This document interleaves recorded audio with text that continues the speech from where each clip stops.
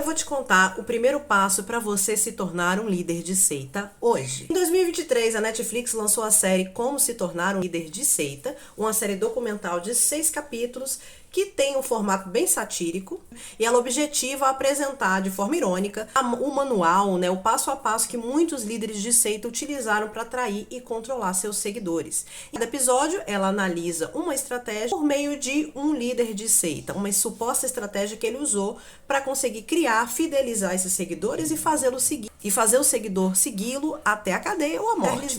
E a gente vai começar por Charles Manson e suas táticas para construir sua base de seguidores. O aprendizado que Manson nos dá no capítulo 1 é o uso de carisma e da linguagem messiânica para criar um grupo centrado em sua figura, sempre com uma aparência muito louca. Vou começar com uma frase que me pegou nesse documentário. Ninguém se torna um líder de seita falando: sou como o resto de vocês. Os mais bem-sucedidos vão dizer e às vezes vão inclusive acreditar que eles têm algo de especial. Para conseguir isso, você vai precisar de 8 táticas. A primeira é: aceite a sua vocação. Geralmente, um líder de seita precisa ter um narcisismo patológico. O cara nasce com a bunda virada para a lua, e geralmente é um cara, né? Dificilmente é uma mulher. Ele acha que ele é o número 1. Então a sua autoestima tem que ser nível Jesus, entendeu? 2, descubra o seu poder. O Manson, por exemplo, desenvolveu a sua habilidade de manipulação ainda na primeira infância. Quando a sua mãe vai parar na prisão, ele passa a viver com os parentes e frequenta uma nova escola, começa infelizmente a sofrer bullying,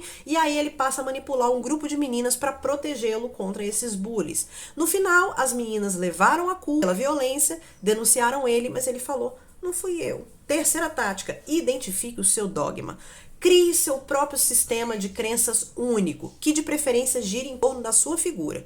E aí você vai absorver conteúdos que te ajudem a criar o dogma. O Manson, por exemplo, usa a prisão como um mapa muito estranho para sua própria iluminação. Até rimou. Por exemplo, para aprender manipulação e aliciamento de mulheres, ele absorve os conhecimentos dos vários cafetões, que inclusive são seus ídolos, e também usa a biblioteca da prisão para aprender sobre hinduísmo e cientologia. E ele conhece também o livro Como Fazer Amigos e Influenciar Pessoas, de Dale Carnegie, de 1936, e esse cara dava curso sobre isso desde os anos 50. Quais são as dicas centrais desse livro, caso você tenha interesse? Faça da sua vida um estardalhaço onde você se mostra o tempo todo. Apareça. Quem não é visto não é o quê? Lembrado. No meu caso, quem não é visto não é perturbado. Mas no caso do líder de seita, precisa mostrar. Diga às pessoas o quão maravilhosas e únicas elas são. Repita o nome delas nas frases o tempo todo, porque aparentemente, segundo Carnegie, as pessoas gostam de ouvir o próprio nome. Deixe a outra pessoa falar mais e a elogie por suas falas. Por mais que você não concorde com o que a pessoa diz, nunca diga que ela está errada. Só faça mais perguntas, fazendo a pessoa falar mais e mais. Sempre faça as pessoas pensarem que a sua ideia partiu delas.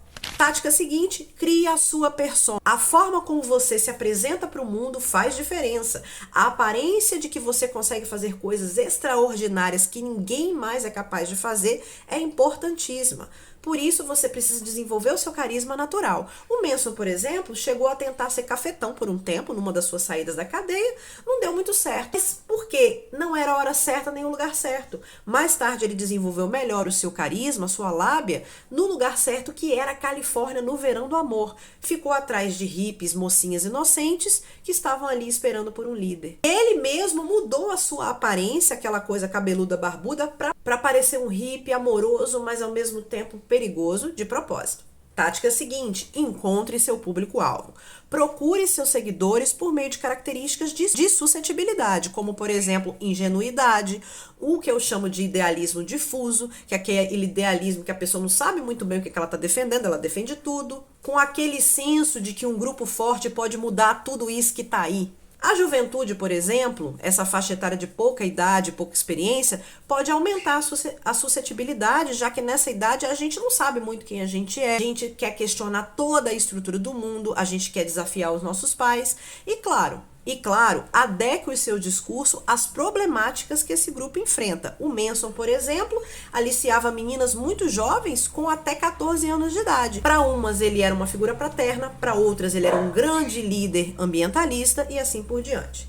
Tática seguinte: Faça cada um de seus seguidores se sentir único no mundo e mais importante que os outros. O Charles Manson, ele convencia suas jovens seguidoras com sexo. Elas diziam que ele era um amante excepcional. Fazia com que elas se sentissem as mais especiais do mundo, mesmo que só ficassem com eles a cada 2 semanas. E é importante lembrar que o Charles Manson era um abusador também, né? Se você for parar para pensar que ele tinha amantes menores de idade. Tática seguinte: teste a lealdade do seu seguidor sempre. Faça-os provar que tem fé em você. O Manson, por exemplo, começou os seus testes de fé quimicamente, fazendo com que seus seguidores permitissem que ele escolhesse a dose de ácido que eles iam tomar e colocasse nas línguas deles. E aí ele ia colocando cada vez mais quantidade, enquanto ele mesmo ou usava muito pouco ou usava nada. Essa era a forma que o Manson criou de comunhão cristã, como se ele estivesse dando a hóstia para suas seguidoras. E aí ele começava a contar a sua experiência passada com a crucificação. A gente tem que lembrar que ele era o Messias, né? E aí ele detalhava cada aspecto, e naquela viagem de ácido que a galera estava vivendo, eles imaginavam a cena e achavam que ele realmente era o Messias. Ele fazia testes o tempo inteiro, tentando provar a força da mente das pessoas, provar a lealdade delas, colocando-as, por exemplo, sob experiência de dor, a mão delas em cima de uma vela acesa, por exemplo. E ele causava uma sugestão tão forte e falava com elas que a dor era psicológica. E aí no Brasil a gente tem um exemplo clássico disso, que é o próprio João de Deus, que como um grande curandeiro, ele criava um poder de sugestão tão grande na cabeça das pessoas, que as pessoas ficavam lá paralisadas enquanto ele futucava a cabeça delas com a tesoura e aparentemente elas não sentiam nada. Por último e mais importante, faça barulho. Não deixe que ninguém ganhe mais atenção para você. Atraia a atenção o tempo todo. Se algum seguidor tentar crescer dentro do seu culto, tá na hora de humilhá-lo e rebaixá-lo, colocar o carinha no seu lugar. O Charles Manson, por exemplo, ele tentava chamar a atenção por meio de suas supostas aspirações artísticas. Ele se convenceu ali na cadeia que ele tinha muito talento para cantar e tocar, o suficiente para ser o maior rockstar de todos os tempos. Ele achava que ele era o quinto Beatle. E aí o que ele fazia? Ele usava os corpos de suas seguidoras para atrair a atenção dos rockstars de Hollywood, como foi o caso do Dennis Wilson, baterista dos Beach Boys, que acabou fazendo o Manson ali chegar um pouquinho perto do estrelato, mas como ele não era tão bom, não deu certo. Contudo, o Manson parece ter feito tudo rápido demais e ele era um cara muito violento. Então ele construiu um culto tão violento em torno dele que acabou, após apenas 2 anos, com o assassinato brutal de 9 pessoas. A família Manson é o tema do nosso episódio dessa semana do Terror no Ar. Já está disponível para você ouvir tanto no TikTok, tanto no Spotify quanto no YouTube. Se você gosta desse tipo de conteúdo, compartilha esse vídeo e me segue. Beijo!